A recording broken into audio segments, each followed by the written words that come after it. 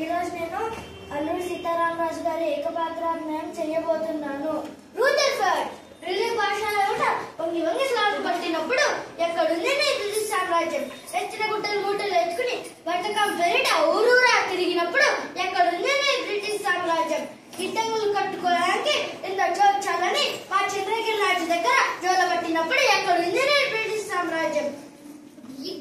Rutherford ఇది నా మాతృభూమి. ఇక్కడ మట్టి పవిత్రం, నీరు పవిత్రం, గాలి పవిత్రం, కొండలు నదులు సమస్తం పవిత్రం.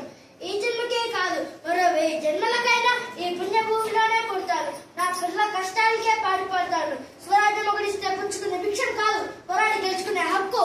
ఒక్క సీతారామ